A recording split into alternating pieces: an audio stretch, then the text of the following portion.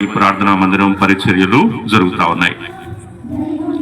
ప్రియులరా, మరి ఈరోజు మనందరం కూడా ఇక్కడ చేరి వచ్చినటువంటి ఒక ప్రాముఖ్యమైనటువంటి విషయం, 1990 సంవత్సరం నుంచి కూడా మామిడిపాలెం గ్రౌండ్లో స్టేజ్ ఉండేది. ఆ స్టేజ్ మీద 24వ తారీఖు రాత్రి అంతా కూడా ప్రార్థన ఇవన్నీ జరిగాయి. ఆ తర్వాత రాత్రి అంతా డ్రామాలు వేసేవాళ్ళు ఆ రోజుల్లో. ఆ విధంగా మరి యొక్క క్రిస్మస్, న్యూ ఇయర్ ఇవన్నీ కూడా జరుగుతూ ఉండేవి. అప్పట్లో ఉండేటువంటి కమిటీ వాళ్ళు అలా చేస్తూ ఉండేవారు. అంకయ్య మాస్టర్ గారని ఉండేవారు. ఆ తర్వాత మరి ఇప్పుడు విశ్వాస నగర్లో వాళ్ళ ఫ్యామిలీ ఈ యొక్క సమాజంలో చేసేటువంటి పనులన్నీ కూడా రమేష్ అన్న, మరి వాళ్ళ యొక్క కుమారుడు డానీ, ఇంకా ఇక్కడ ఉన్నటువంటి ఈ యొక్క కమిటీలో ఎవరెవరైతే ఉన్నారో వాళ్ళందరూ కూడా కలిసి ఈ యొక్క కార్యక్రమాన్ని చేస్తున్నందుకు మరి దేవుని నామాన్ని మహింపరుస్తూ ఉన్నాం. ప్రియులరా, ఒక చిన్న స్టోరీ మీకు చెప్పాలని ఆశపడతా ఉన్నాను. మరి ఆ స్టోరీ మీరు వింటే బాగుంటుంది. ఒక ఊర్లో ఒక రోగం వచ్చింది. ఒక ఊర్లో ఒక వ్యాధి వచ్చింది. ఆ వ్యాధి బాగా ఎక్కువైపోతుంది, తీవ్రమైపోతా ఉంది.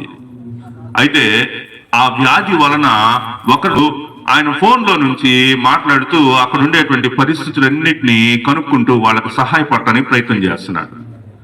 ఆయన ఇంకా ఏం చేస్తున్నాడంటే, ఈ పరిస్థితిని చూసిన తర్వాత ఇది కేవలం డాక్టర్ గారు ఏం చేశారంటే ఆయన యొక్క హాస్పిటల్ మూసేసి, లేకపోతే ఆ హాస్పిటల్ వదిలిపెట్టేసి అక్కడ నుంచి ఆయన ఆ ఊరు ఏం చేశాడంటే అక్కడ ఉండేటువంటి వాళ్ళు హీల్ అయ్యేటట్టుగా, వాళ్ళు స్వస్థపడేటట్టుగా వాళ్ళ కోసం పనిచేస్తూ వచ్చారు. ఈ విధంగా అలా చేస్తూ చేస్తూ ఆయన ఏం చేశాడంటే దాదాపుగా ఆ ఊర్లో ఉండేటువంటి వాళ్ళందరినీ కూడా మరి బాగు చేశాడనమాట. అమ్మా, యాజకుడి దగ్గరికి వెళ్తే మోషే ధర్మశాస్త్రం చొప్పున మరి చేయవలసినటువంటి బలులు అర్పించినప్పుడు ఆ రోగము, వ్యాధి అలానే సంభవిస్తా ఉన్నాయి, పాపం అలానే పేరుకుపోతా ఉంది. ఇలా ఉన్నప్పుడు ఇంకా దీనివల్ల బలుల వలన, యాగాల వలన కాదు గనక యేసుక్రీస్తు ప్రభు వారే దిగి రావాల్సి వచ్చిందనమాట. మరి నేను మీ ఎదుట ఒక ప్రశ్న, మిమ్మల్ని ప్రశ్న అడగాలని అనుకుంటా ఉన్నా. ఏంటి ఆ ప్రశ్న అంటే, నిజంగా దేవుడు శక్తిమంతుడైతే, నిజంగా దేవుడు గొప్ప దేవుడైతే ఆయన ఆకాశం నుంచి దిగి రావాల్సిన అవసరం ఏముంది? పరలోకాన్ని విడిచిపెట్టి రావాల్సిన అవసరం ఏముంది? అక్కడి నుంచి నేను మిమ్మల్ని క్షమిస్తున్నానులే, మీరందరూ కూడా క్షమించబడండి, మీ పాపాలు పోవును గాక, మీకు అన్ని కూడా మీకు కావలసిన స్వస్థత కలుగును గాక, మీకు ఆర్థికంగా మీరు డెవలప్ అవుతురు గాక అని ఆకాశం నుంచి ఆయన చెప్పొచ్చు కదా. అలా చెప్పకుండా ఆయన ఎందుకని శరీరాన్ని ధరించి మన మధ్యకి రావాల్సి వచ్చింది? ఈ విషయాన్ని నేను మిమ్మల్ని అడుగుతా ఉన్నా. సాధారణంగా మీలో కొంతమందికి ఇలాంటి ప్రశ్న ఆల్రెడీ ఉండుండొచ్చు అనమాట. ఏంటంటే, నిజంగా శక్తిమంతుడే కదా దేవుడు, అలాంటి శక్తి అని ఆశపడుతున్నా. 4 నిమిషాలు 4 సమాధానాలు. మొదటిది ఏంటంటే, దేవుడికి మనుషులతోటి జీవించాలనేటువంటి కోరిక ఉంది. ఆది నుంచే ఉంది ఈ కోరిక. దేవుడికి ఆది నుంచే ఉంది. ఏదేను తోటలో ఆదాము, అవ్వ అనేటువంటి వాళ్ళని దేవుడు తయారు చేసి వాళ్ళతోటి ప్రతి చల్లపూట వాళ్ళతోటి సమయం గడపడం అనేటువంటిది దేవుడికి ఇష్టం అన్నమాట. మనుషులతోటి దేవుడు ఉండాలి అనేటువంటిది ఆయన యొక్క కోరిక. కాబట్టి ఆ కోరిక ఎలా తీరుతుంది? ఏదేను తోటలో దేవుడు ఆదాము, అవ్వను అనేటువంటి మనుషులను తయారు చేసి వాళ్ళతోటి సమయం గడుపుతూ ఉండేటువంటి విషయాన్ని అపవాది గమనించాడు. అపవాది గమనించి ఏం చేశాడంటే, ఈ దేవుడికి మనుషులకి సంబంధం అనేటువంటిది తొలగిపోవాలంటే ఏం చేయాలంటే వీళ్ళు ఆజ్ఞ అతిక్రమిస్తే దేవుడు కోప్పడతాడు. దేవుడు కోప్పడితే ఆటోమేటిక్ ఈ మనుషులకి దేవుడికి మధ్యలో సపరేషన్ అనేటువంటిది వచ్చేసింది, భేదం అనేది వచ్చేస్తుంది అని ఆలోచించి అపవాది ఏం చేశాడంటే అవ్వ పాపం చేసేలాగా చేశాడు. అవ్వ పాపం చేసింది, దేవుడు ఏదైనా తోట నుంచి వాళ్ళని ఎల్లగొట్టాడు. అప్పటి నుంచి మనిషికి దేవుడికి ఆ క్లోజ్నెస్ అనేటువంటిది తెగిపోయింది అనమాట. అప్పటి నుంచి దేవుడు ఆకాశంలో ఉంటాడు. ఆకాశంలో ఉండి కింద ఉండేటువంటి ఆయన యొక్క ఆయన బాగా ఇష్టపడినటువంటి వాళ్ళతోటి మాట్లాడుతుంటాడు. వాళ్ళతోటి దర్శనాల రూపంలో మాట్లాడతాడు. మాట్లాడి ఆయన ఏం చేస్తాడంటే తన యొక్క చిత్తాన్ని బయలుపరుస్తూ ఉంటాడు. అయితే ఆ తెగిపోయినటువంటి బంధం ఉంది చూసారా, దేవుడు మనుషులతోటి కలిసి జీవించాలి అనేటువంటి ఉద్దేశం ఉంది చూసారా, ఆ ఉద్దేశాన్ని మళ్ళీ ఎవరు కలిపారు అంటే ప్రభు అయినటువంటి యేసుక్రీస్తు వారు కలిపారు.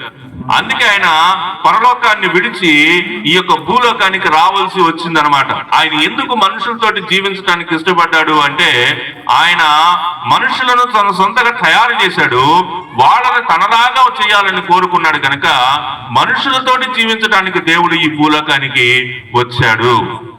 ప్రియులరా, ఇంకా నేను గనక చెప్పాలి అని అనుకుంటే ఆయన మన పాపాల నుంచి మనల్ని రక్షించడానికి, ఆ దిగిపోయిన దేవునితో దిగిపోయిన బంధాన్ని కలపడానికి క్రీస్తు ప్రభువే ఈ భూలోకానికి రావాలి. రాకుండా అవ్వదు, ఆయన రావాల్సిందే, శరీరాన్ని ధరించాల్సిందే, శరీరంతో ఆయన జీవించాల్సిందే. ఆ శరీరానికి దేవుడు శిక్ష విధించాల్సిందే. ఆ శిక్ష విధింపబడిన తరువాత దేవుడు ఏం చేస్తాడంటే మనుషులతోటి కలిసి ఉంటాడు. అప్పటి నుంచి మనం ఎలా ప్రార్థన చేస్తామో నాయనా తండ్రి అని మనం ప్రార్థన చేయగలుగుతాం. కాబట్టి అలాంటి సమీపత్వాన్ని యేసుక్రీస్తు ప్రభు వారి ఈ భూలోకానికి రావటం వలన మనకు లభించింది. రెండవ సమాధానం ఏంటంటే తనను తాను తెలియపరచడానికి వచ్చాడు. తోమా అన్నాడు ప్రభుతోటి, ప్రభువా నాకు తండ్రిని చూపించండి, మాకంటే చాలు, ఇంకేం అవసరం లేదు అన్నాడు. అప్పుడు ప్రభు తోమాతోటి అన్నాడు, ఇంతకాలం నువ్వు నాతోటి ఉంటున్నావు కదా, తండ్రిని ఇంకా చూడాలా? నన్ను చూస్తే తండ్రిని చూసినట్టే అన్నాడు. కాబట్టి యేసు ప్రభు వారు తండ్రిని కుమారుణ్ణి ఇద్దరిని కూడా బయలుపరిచినటువంటి వాడు, తండ్రిని బయలుపరిచినటువంటి తనయుడు కనుక తను తాను వ్యక్త విషయం వచ్చేటప్పటికి మనం ఏం చూస్తున్నామంటే మనలను రక్షించడానికి క్రీస్తు ప్రభు వారు వచ్చారు. 3 విషయాలు చూడండి. మనలను రక్షించడానికి వచ్చినటువంటి విషయంలో ఫస్ట్ది శరీరాన్ని ధరించి రావడం. యేసు ప్రభు వారు ఎందుకు శరీరంతో వచ్చాడు అంటే దేవుడికి ఒక ఆలోచన ఉంది. యేసు ప్రభు శరీరంతో సిలువ వేయబడితే మా మనుషులందరికీ ఏం వస్తుంది? రక్షణ వస్తుంది. మనకు రక్షణ రావాలంటే ఏం జరగాలి? దేవుడు శరీరాన్ని ధరించి భూలోకానికి రావాలి, ఆ శరీరానికి శిక్ష విధింపబడాలి, శిక్ష విధింపబడితేనే మనకేంటి? రక్షణ. కాబట్టి క్రీస్తు ప్రభు వారు శరీరాన్ని ధరించి మనుజావతార రూపునిగా ఈ భూలోకానికి రాకపోతే, ఈ క్రిస్మస్ మనకు లేకపోతే మనం ఏమైపోతాం చెప్పండి? మనకు రక్షణ అనేదే లేదు. చెప్తాము అంటే ఆయన లాగా మనల్ని తయారు చేయడానికి, మన యొక్క సారూప్యములోనికి మనల్ని తీసుకెళ్ళడానికి. ఎందుకు మనం యేసు ప్రభు లాగా ఉండాలి? అపోస్తలుడైనటువంటి పౌలు ఏం చెప్పాడంటే నేను క్రీస్తుని పోలి నడుచుకున్న ప్రకారం మీరు కూడా నన్ను పోలి నడుచుకోండి అని చెప్పాడు. అంటే యేసు ప్రభు లాగా ఎవరు జీవించారు? పౌలు జీవించాడు. కాబట్టి మనల్ని కూడా పౌలు లాగా జీవించమని అడుగుతా ఉన్నాడు. ప్రియులారా గమనించండి, మనము రూపాంతరము చెందకుండా దేవుని దగ్గరికి వెళ్ళాము. ఎందుకని రూపాంతరం చెందాలి? ఎందుకంటే పరలోకంలో రూపాంతరం చెందినటువంటి స్థితిగతులే ఉంటాయి. కాబట్టి మనం అక్కడికి వెళ్ళాలి. ఐసీయూ రూమ్ లోకి వెళ్ళాలనుకోండి, ఒక పేషెంట్ ఐసీయూలో ఉన్నాడు, ఐసీయూ దాన్ని ఏమంటారు కదా, మన బట్టల మీద ఈ కాకుండా ఆ దాంట్లోకి ఆ ఎన్ఐసీయూలోకి వెళ్ళేటువంటి ఒక డ్రెస్ ఉంటుంది, అది మనకు దొడుకుతారు. అది దొడిగిన తర్వాతే మనం లోపలికి రమ్మంటారు. ఎందుకని? మన దేహం మీద ఉండేటువంటి బ్యాక్టీరియా కానీ ఇవన్నీ కూడా ఆ లోపల ఉండేటువంటి ఎన్ఐసియు రూమ్ లోకి రాకూడదు అనేటువంటిది వాళ్ళ యొక్క ఉద్దేశం. అలాగే మనం కూడా పరలోకం పోవాలి అంటే సేమ్ ఇదే దేహాలతో మనం పోము. మనం మహిమా దేహాలను రూపాంతరము చెందినటువంటి స్థితి మనకు రావాలి. కాబట్టి యేసుక్రీస్తు ఎందుకు ఈ భూలోకానికి వచ్చాడు అంటే 4 విషయాలు ఆయన చేయటానికి ఈ భూలోకానికి. ప్రశ్న కాదు, ఇది సవాల్ అన్నమాట, ఒక ఛాలెంజ్ అన్నమాట, మీకు ఒక ఛాలెంజ్ అన్నమాట.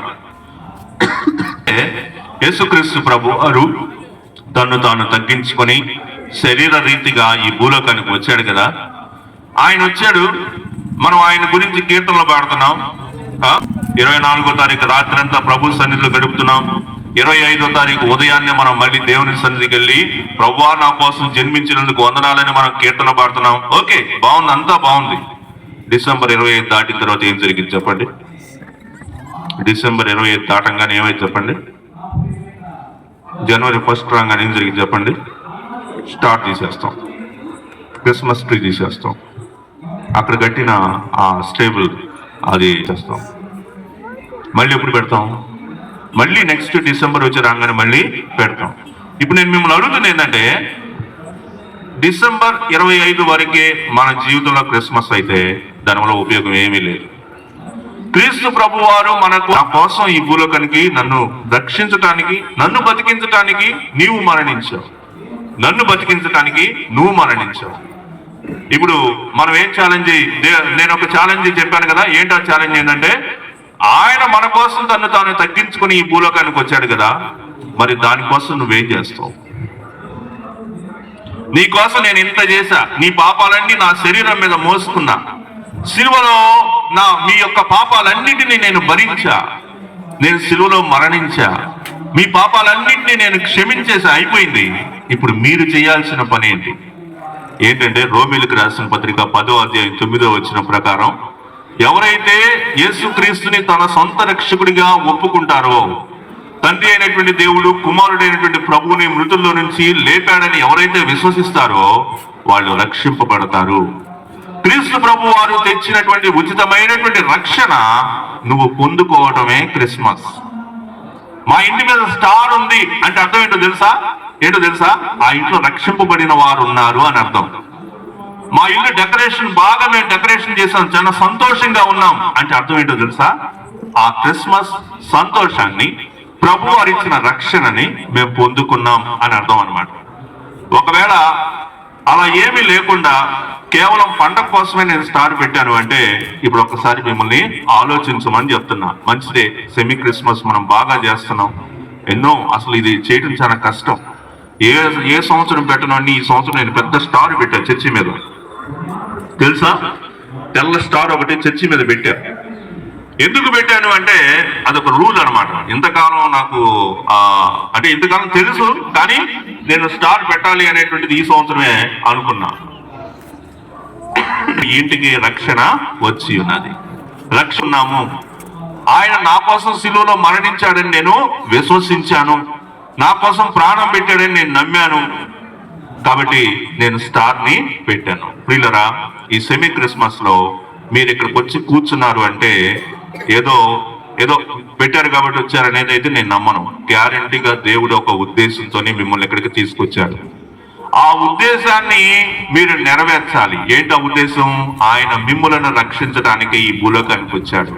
అది క్రిస్మస్, మంచిదే, కానీ దానికి అనుగుణంగా నువ్వు చేయాల్సింది చేసావా? అది చేస్తేనే గొప్ప సంతోషం మనకి కలుగుతుంది. నాతో ఈ మాట చెప్పండి మీరందరూ కలిసి, నా కోసం మరణించడానికి మీరు వచ్చారు. చెప్పండి, నా కోసం మరణించడానికి మీరు వచ్చారు. చెప్పండి, నా కోసం మరణించడానికి మీరు వచ్చారు. నా కోసం మరణించడానికి మీరు వచ్చారు. నా కోసం మరణించడానికి మీరు వచ్చారు. మీకోసం జీవించడానికి నేనున్నాను. మీకోసం జీవించడానికి మీకోసం జీవించడానికి నేనున్నాను. మీరు వచ్చారు. నా కోసం మరణించడానికి మీరు వచ్చారు. మీకోసం జీవించడానికి నేను వచ్చాను. మీకోసం జీవించడానికి నేను వచ్చాను. ఈ విధంగా దేవుడు మన జీవితాల్లో తన యొక్క నూతనమైనటువంటి క్రిస్మస్ సంతోషాన్ని మన విశ్వాస నగర్ లో ఉండేటువంటి అన్ని కుటుంబాల్లో ఉన్నటువంటి అందరూ పొందుకొందురుగాక. I wish you a very happy Christmas and a prosperous New Year 2026. God bless you all. Thank you.